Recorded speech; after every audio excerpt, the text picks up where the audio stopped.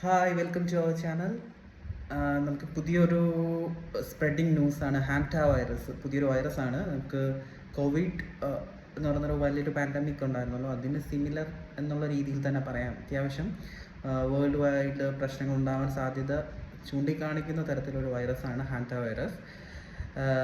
World Health Organization already അതിൻ്റെ declaration ചെയ്തു കഴിഞ്ഞു.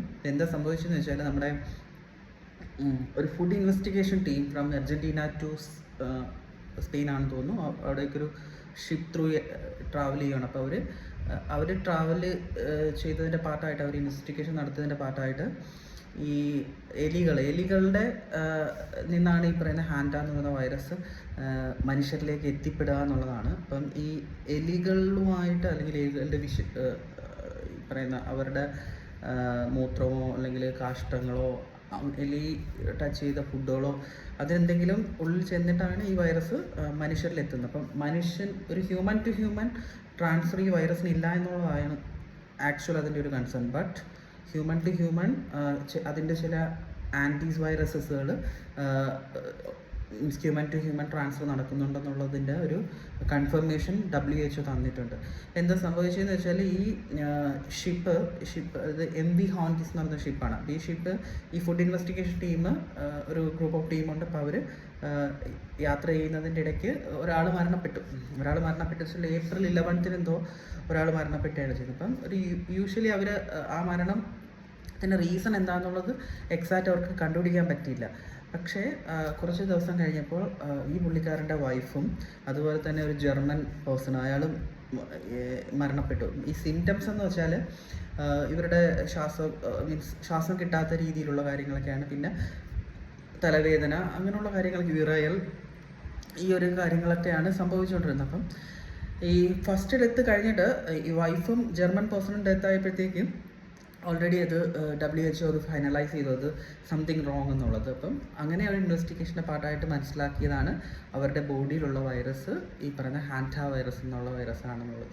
ഈ ഹാൻഡ വൈറസിൻ്റെ ആൻറ്റി വൈറസസുകളാണ് ഈ പറയുന്ന ഹ്യൂമൻ ടു ഹ്യൂമൻ ട്രാൻസ്ഫർ. ഇപ്പോൾ ഈ ഷിപ്പ് ഇപ്പം സ്പെയിൻ അടുപ്പിക്കാൻ വേണ്ടിയിട്ടുള്ള ശ്രമം നടക്കുന്നുണ്ട്. പക്ഷേ ഇതിൽ പല കനേഡിയൻസ് ഉണ്ട്, ഇന്ത്യൻസ് ഉണ്ടോ എന്ന് അറിയത്തില്ല, അമേരിക്കൻസ് ഉണ്ട്, പല രാജ്യത്തിലുള്ള മെമ്പേഴ്സ് ഈ ഷിപ്പിലുണ്ട്. അപ്പോൾ ഇതൊരു പുതിയ വൈറസൊന്നുമല്ല. ഇത് പശ്ചിമേഷ്യൻ, അതായത് കുറേ നാൾ മുന്നേ പശ്ചിമേഷ്യയിലൊക്കെ ഈ വൈറസുകൾ കണ്ടിട്ടുണ്ട്. പക്ഷേ ഹ്യൂമൻ ടു ഹ്യൂമൻ ട്രാൻസ്ഫർ അങ്ങനെ കിട്ടാറില്ല എന്നുള്ളതാണ് നമുക്ക് മനസ്സിലാക്കാൻ സാധിക്കുന്നത്. അപ്പം ഏകദേശം ഒരു 8 കേസസാണ് ഇപ്പോൾ റിപ്പോർട്ട് ചെയ്തേക്കുന്നത്. അതിൽ 3 പേര് മരണപ്പെട്ടു. വേൾഡ് ഹെൽത്ത് ഓർഗനൈസേഷൻ ഓൾറെഡി അത് ഇപ്പം ജനീവയിൽ നടന്ന ഈ മീൻസ് അവരുടെ ഒരു മീറ്റപ്പിൽ അവർ അനൗൺസ് ചെയ്തേക്കുന്നത്, അതായത് ഡയറക്ടർ ജനറൽ ടെഡ്രസോ പുള്ളിക്കാരൻ അനൗൺസ് ചെയ്തേച്ചാൽ 8 പേരിൽ 3 പേര് മരണപ്പെട്ടു, ബാക്കി എല്ലാവരും ഒബ്സർവേഷനിലാണ് എന്നുള്ളതാണ്. ആ ഷിപ്പ് ഫുൾ ഒരു ക്വാറന്റൈൻ സ്റ്റേജിലോട്ട് മാറിയിരിക്കുകയാണ്. അപ്പം ഇതിൻ്റെ ശരിക്കും ഈ എലികളുടെ എന്തെങ്കിലും എലികളോ അല്ലെങ്കിൽ കരണ്ട് തിന്നുന്ന ടൈപ്പ് ഓഫ് ജീവികളുണ്ടല്ലോ, അവരുടെ വിസർജിയോ അല്ലെങ്കിൽ ഉമിനീരോ അല്ലെങ്കിൽ മൂത്രമോ ഒക്കെ വഴിയാണ് ഈ സംഭവം ഉണ്ടാകുന്നത്. നോർമലി ഇത് ശ്വാസകോശത്തിനെ ബേസ് ചെയ്ത് ബാധിക്കുന്ന തരത്തിലുള്ള ഒരു അസുഖമാണ്. ഈ വൈറസ് ശ്വാസകോശത്തിനെ ബാധിക്കുന്ന ടൈപ്പാണ്. അപ്പം ശരിക്കും പറഞ്ഞാൽ ഈ ഹാൻഡ പൾമിനറി സിംറ്റം അങ്ങനെ ഒരു സംഭവമുണ്ട്, ഒരു ടൈപ്പ് ഓഫ് വൈറസ്. അതായത് ശ്വാസകോശത്തിനെ ഡയറക്റ്റ് എഫക്റ്റ് ചെയ്യുന്ന, അതല്ലാതെ വൃക്കകളെ എഫക്റ്റ് ചെയ്യുന്ന ഒരു HFRS എന്ന് പറയുന്ന ടൈപ്പ് ഓഫ് വൈറസ് ഉണ്ട്. അതായത് ഒരു ഹെമറിക് ഫീവർ വിത്ത് റീനൽ സിൻഡ്രോം, അങ്ങനെ ഒരു വൈറസ് ഉണ്ട്. അപ്പോൾ ഈ 2 ഫോമിലാണ് ആക്ച്വലി നമ്മളൊരു ഹ്യൂമൻ ബോഡിയിൽ ഇത് എഫക്റ്റ് ചെയ്യുന്നത്. അപ്പോൾ ശ്വാസകോശത്തിൽ HPS-ഉം അതുപോലെ തന്നെ വൃക്കകളിൽ HFRS ആ ടൈപ്പാണ് കാണുന്നത്. പക്ഷേ ഇതിൻ്റെ ഒരു പ്രശ്നമെന്ന് വെച്ചാൽ, ഇതിന് നമുക്ക് മെഡിസിൻസ് ഒന്നുമില്ല, ആൻറ്റിവൈറലായിട്ടുള്ള പരിപാടികളൊന്നും ഇല്ല. ഇത് നമുക്ക് നമ്മുടെ പ്രതിരോധ ശക്തി കൂട്ടുക എന്നുള്ളത് മാത്രമേ ഉള്ളൂ. അതുപോലെ തന്നെ നമുക്ക് നമ്മുടെ ചുറ്റുപാട് നീറ്റ് ആൻഡ് ക്ലീൻ ആക്കുക. ഇന്ത്യയെ സംബന്ധിച്ചിടത്തോളം ഇന്ത്യയിൽ ഈ പറയുന്ന വൈറസ് ബാധിക്കാനുള്ള സാധ്യതകൾ വളരെ വളരെ കുറവാണ്. ഈ കോവിഡ് കണക്കൊരു വലിയ രീതിയിലൊരു സ്പ്രെഡിങ് ഉണ്ടാകാനുള്ള സാധ്യതകളും കുറവാണ്. കാരണം അത് അത്രത്തോളം ലിമിറ്റഡ് ആൾക്കാരിൽ നിൽക്കുക എന്നുള്ളതാണ്. പക്ഷേ സോഷ്യൽ മീഡിയ ഇതിനെ കൊണ്ടാടുന്നുണ്ട്, ഇത് കൂടുതൽ സ്പ്രെഡ് ആവും എന്നുള്ളതും അങ്ങനെയുള്ള രീതിയിലൊക്കെ ഉള്ള ന്യൂസുകളാണ് കൂടുതലും വന്നുകൊണ്ടിരിക്കുന്നത്. അപ്പം ഹ്യൂമൻ ടു ഹ്യൂമൻ വരുവാണ് ഇങ്ങനെ സ്പ്രെഡ് ആവുകയാണെങ്കിൽ അതൊരു ഡേഞ്ചറസ് ആണ്. 40% ഓഫ് ഡെത്ത് ചാൻസസ് ഉള്ള ഒരു സംഭവമാണ്.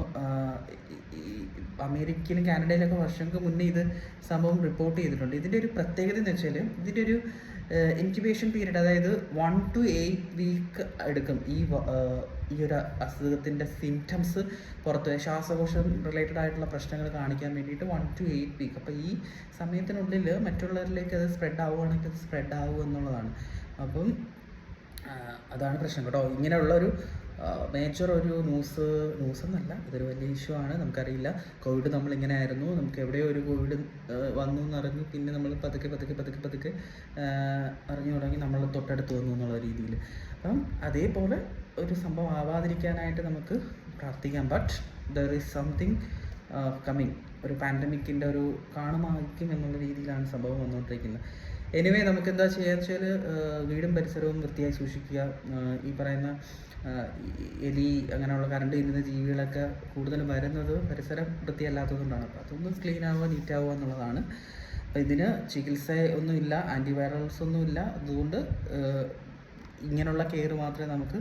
World Health Organization already, WHO already ഇതിൻ്റെ കാര്യങ്ങളിൽ ഒരു അനൗൺസ്മെൻറ്റ് നടത്തി കഴിഞ്ഞു, ഇത് കെയർഫുൾ ആയിരിക്കണം എന്നുള്ളത്. Thank you for watching my video. ഇതാണ് നമ്മുടെ ഹാൻഡ വൈറസ്.